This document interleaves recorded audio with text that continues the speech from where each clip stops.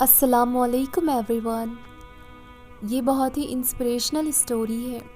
اگر آپ بھی اپنی دعاؤں میں کسی کی چاہت مانگ رہے ہو تو یہ اسٹوری پوری ضرور سنیے گا۔ نمیرہ اس رات آسمان کے نیچے تہجد کی نماز ادا کرنے کھڑی ہوئی۔ گرمی کا موسم ہے، وہ جسم بے حد ٹھنڈا ہو رہا تھا۔ تھر تھر کانپتے جسم نے اس کی ہمت توڑ دی۔ وہ تھک کر زمین پر بیٹھ گئی۔ اس نے بامشکل نظریں اٹھا کر آسمان کو دیکھا اور یہ دیکھ کر اس کے چہرے پر حیرت کے اثر نمایاں ہوئے کہ وہ آسمان جو ستاروں سے بھرا ہوا تھا اچانک بیچ میں سے خالی ہو گیا تھا۔ یوں محسوس ہوا جیسے وہ رب اسے سننے کے لیے 7ویں آسمان سے پہلے آسمان پر آ گیا ہو۔ وہ اس صاف آسمان کو گھورتی رہی۔ اس کا چہرہ اب گیلا ہو چکا تھا، بہتے آنسو اس کی تڑپ بڑھا رہے تھے۔ ندامت اور شرمندگی نے اس کی زبان سے الفاظ چھین لیے تھے۔ وہ لڑکی جو ہر بار رب کے سامنے اپنی خواہشات کا ڈھیر لگا دیتی تھی، آج رب کے سامنے اس کی محبت اور رضا کے لیے جھکی تھی۔ آج وہ رب سے رب کو مانگنا چاہتی تھی تو لفظوں نے اس کا ساتھ چھوڑ دیا۔ وہ بالکل تنہا آسمان تلے رب کے حضور بیٹھی، اپنے جانے انجانے میں کیے گئے تمام گناہوں پر بے حد شرمندہ تھی۔ وہ خاموش بیٹھی رو رہی تھی۔ چند ہی لمحے بعد اس نے پھر نظر آسمان کی طرف اٹھائی اور کانپتے الفاظوں کے ساتھ بولی، میرے اللہ پاک مجھے سکون دے۔ اور پھر شرم سے اس کی نظریں جھک گئی۔ یوں لگا جیسے رب تسلی دے رہا ہو کہ اٹھو میری بندی اور نماز ادا کرو۔ اور فوراً اٹھ کھڑی ہوئی۔ ایک عجیب سی خوشی اور تڑپ ایک ساتھ محسوس ہو رہی تھی۔ کانپتے ہاتھوں اور لرزتے جسم کے ساتھ اس نے نیت باندھ لی۔ بہتے آنسوؤں کے ساتھ اس نے نماز پوری کی۔ آخری رکعت میں سلام پھیر کر اس نے پھر آسمان کو دیکھا۔ اس کا دل چاہا کہ وہ یوں ہی ساری رات بیٹھ کر آسمان کو دیکھتی رہے اور رب سے باتیں کرتی رہے۔ وہ خاموش زبان سے رب کو حال دل سنا رہی تھی اور وہ اللہ کو اپنے بے حد قریب محسوس کر رہی تھی۔ بہت دیر یوں ہی خاموش بیٹھے رہنے کے بعد اسے محسوس ہوا دل ہی دل میں وہ رب سے بہت کچھ کہہ چکی تھی۔ اب اس کا دل چاہا کہ وہ زبان سے پکارے، جو کچھ وہ دل میں کہہ چکی ہے اس کا زبان سے اظہار کرے۔ اور یہی سوچتے ہوئے اس نے دعا کے لیے ہاتھ اٹھائے۔ ایک بار پھر اس کی نگاہ آسمان کو تکنے لگی۔ ستاروں کے بیچوں بیچ فلک کا وہ خالی حصہ بے حد خوبصورت لگ رہا تھا۔ اس کی آنکھیں اشکوں سے بھر گئی تھی جو اس کے چہرے کو بے حد پرکشش کر رہی تھی۔ اچانک بے حد بے قراری میں اس کے منہ سے نکلا، اے رب، میں اب شرمندہ ہوں۔ میں اپنے خواہشات کی غلامی میں اتنا آگے نکل گئی تھی کہ مجھے خیال ہی نہیں رہا کہ جس کی خاطر آپ سے دور ہو گئی ہوں وہ مجھ سے یوں چھین گیا۔ راتیں رونے اور تڑپنے کے بعد مجھے احساس ہوا کہ میرے ساتھ ایسا کیوں ہوا، کیونکہ میں نے آپ سے دوری اختیار کر لی تھی۔ یہ سب کہتے ہوئے اس کی آواز بہت کپکپا رہی تھی۔ وہ ندامت اور بے بسی کی شدت سے اس کا جسم لرزنے لگا تھا۔ وہ خود کو اس قابل نہیں سمجھتی تھی کہ وہ رب کو پکار سکے، اور آج یہ دیکھ کر اس کی تڑپ کی انتہا نہ رہی تھی کہ وہ رب اسے سن رہا ہے۔ اس کے دل میں ایک عجیب سا سکون تھا کہ وہ رب اسے دیکھ رہا ہے، اس کی بات سن رہا ہے، اور یہی بات اس کی کیفیت کو بدلنے کے لیے کافی تھی۔ اس کے آنسو بہت تیزی سے بہنے لگے تھے اور تڑپ اتنی شدت کی تھی کہ اسے سمجھ نہیں آ رہا تھا کہ اسے کیا ہو رہا ہے۔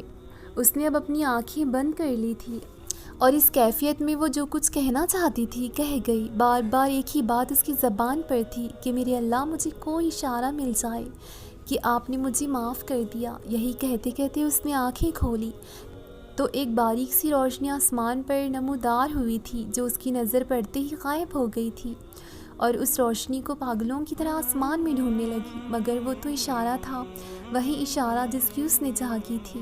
وہ رب کو اتنی پیاری تھی یہ اسے آج پتہ چلا تھا۔ اس کی خوشی کی انتہا نہ رہی تھی، اور اب اس کا دل چاہتا تھا کہ وہ شخص جو اسے چھوڑ گیا تھا ایک بار اس کے سامنے آئے اور اسے بتائے کہ اس نے کیا پایا ہے۔ اس نے اپنی محبت کو کھو کر رب کو پا لیا تھا، اس نے رب کی محبت پالی تھی، اور اب اسے پرواہ نہیں رہی تھی دنیا کی۔ اسے خواہش اور سکون کی کیفیت میں وہ سجدے میں جا گری۔ سبحان اللہ، انسان کی محبت ہمیں صرف بے سکون کرتی ہے، سچی محبت تو صرف اللہ کی ہے۔ اپنے اللہ سے سچی محبت کرو، بے شک میرا اللہ ہر چیز پر قادر ہے۔ میں نے اب اپنے نصیب سے لڑنا چھوڑ دیا تھا، جو نہیں ملا اس پر شکوہ کرنا چھوڑ دیا۔ وہ کہیں ناراض نہ ہو جائے مجھ سے، اس خوف سے میں نے گلے کرنا چھوڑ دیا۔ اس نے مجھے اتنا کچھ عطا کیا ہے کہ اگر گنتی کرنے بیٹھوں تو میری ذات ختم ہو جائے، لیکن میں گن نہ سکوں۔ اس کے احسانات اتنے ہیں کہ اگر سوچنے بیٹھوں تو میری ذہنیت کمزور پڑ جائے، مگر حساب نہ کر سکوں۔ پہلے میں بہت شکوے کیا کرتی تھی اپنے رب سے کہ میرے ساتھ ہی ایسا کیوں ہوا، یہ دکھ درد میرے نصیب میں ہی کیوں لکھے گئے۔ مجھے لگتا تھا میری دعائیں قبول ہی نہیں ہوتی، جو میں مانگتی ہوں وہ مجھے عطا نہیں ہوتا۔ میں اس کے سامنے ہاتھ اٹھائی آنسو بہاتے رہتی تھی، ہر بار گلے کر کے ناشکری کرتی، مگر پھر آہستہ آہستہ میں نے ان چیزوں کو کھو دیا جن کی خاطر شکوے کرتی تھی، جو میں دعاؤں میں مانگتی تھی، جن کو خود سے اور دور جاتے دیکھتی۔ اور پھر مجھے اس کی مصلحت سمجھ آنے لگی، ہر وہ چیز جو مجھ سے دور کر دی گئی تھی۔ کچھ ہی وقت میں مجھے اس کی اصلیت سمجھ آنے لگی۔ کچھ ہی وقت میں مجھے دکھا دیا گیا کہ میرے حق میں بہتر ہی نہیں تھا، مگر مجھے صبر آنے میں بہت وقت لگا تھا۔ ہر وہ رات جو نیند سے خالی گزاری میں نے، اس کی تکلیف بہت زیادہ تھی۔ میں نے اپنا غم اپنے اور اپنے رب کے درمیان رکھا، کبھی کسی کو پتہ چلنے نہیں دیا۔ میں ہر روز رات کی تنہائی کا انتظار کرتی تھی، جب میں خاموشی سے اشک بہا سکوں، جب اپنے رب سے باتیں کر سکوں۔ پھر میں تنہائی میں سکون پانے لگی تھی، ہر بات اپنے رب سے کہہ کر پرسکون ہو جاتی۔ میرے درد میں نے ہمیشہ اسی رب کو پایا، اور پھر مجھے سمجھ آیا کہ وہ جو مجھے اپنے قریب کر رہا ہے، میں جب اسے پکارتی اسے اپنے دل میں موجود محسوس کرتی۔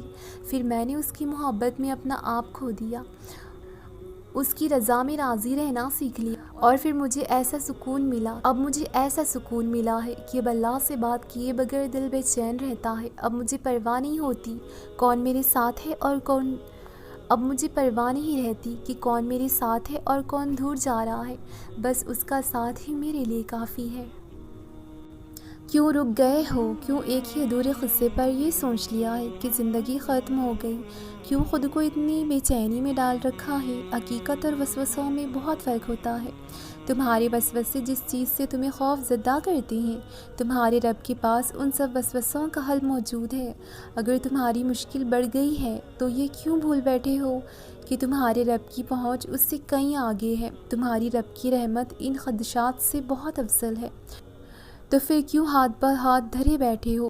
زندگی اسی کا نام ہے گرنا، اور پھر گر کر سنبھلنا۔ ابھی تو انگنت دفعہ تم نے گرنا ہے اور پھر سنبھل بھی جانا ہے، تو پھر چھوڑ دو اس ضد کو جو چلا گیا، اس کے حق میں سلامتی کی دعا کرو، اور جو پاس ہے اس کے لیے پردہ داری کی دعا ہے کہ ہر انسان با پردہ پڑا رہے، اور یہ جو دو چار رشتے باقی ہیں قائم رہیں۔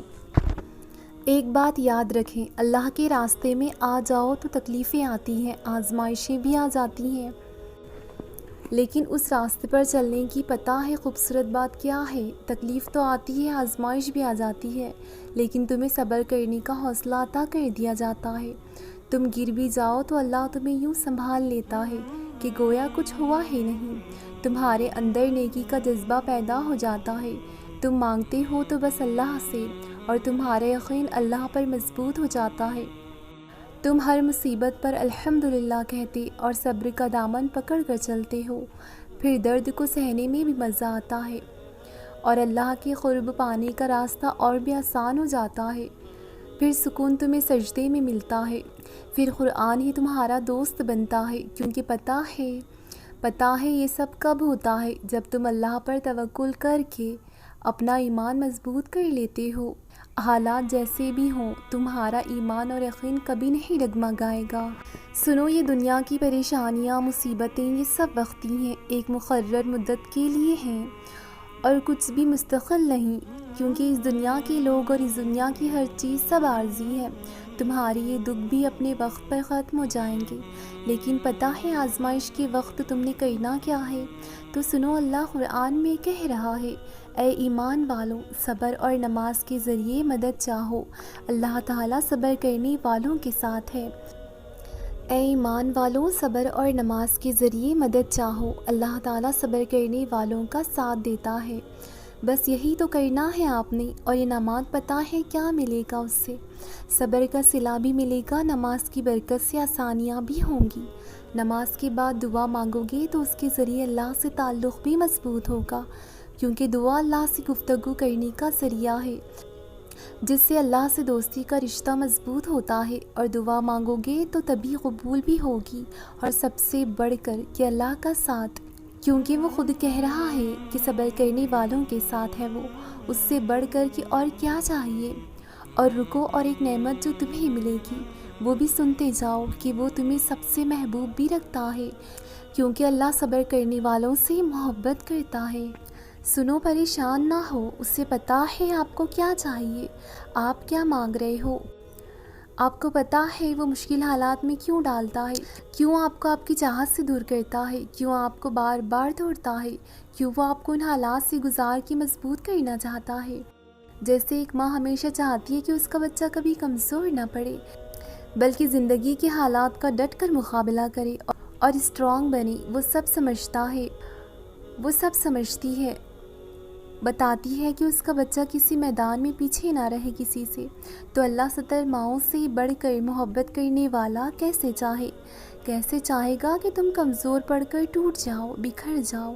لیکن اس رب کا اپنے لیے پیار دیکھو کہ آزمائش بھیجتا ہے کہ پھر اپنی محبت کے جام سے صبر کے گھونٹ بھرنا سکھا دیتا ہے، لوگوں سے بے نیاز کر کے اپنے تک پہنچنے کا تمہیں بتا دیتا ہے، کیونکہ جب ہم ٹوٹتے ہیں تو جاتے ہیں تو صرف اللہ کے پاس نا، مرہم بھی تو وہی لگتا ہے نا۔ اسی لیے ان سب کے ذریعے آپ کو بتاتا ہے کہ کیسے اس پر یقین رکھ کے تم اپنے لیے وہ معجزہ کر سکتی ہو جس سے تمہاری عقل حیران رہ جائے گی، تمہارے صبر کا تمہیں پھل مل جائے گا، اور تم الحمدللہ کہتے ہوئے سجدہ ریز ہو جاؤ گے۔ تو تمہیں مضبوط رہ کے اور ڈٹ کے مقابلہ کرنا ہے ان حالات سے، اور یاد رکھنا ہے کہ کوئی ہو یا نہ ہو، اللہ تمہارے ساتھ ہے ہر جگہ اور ہر پل۔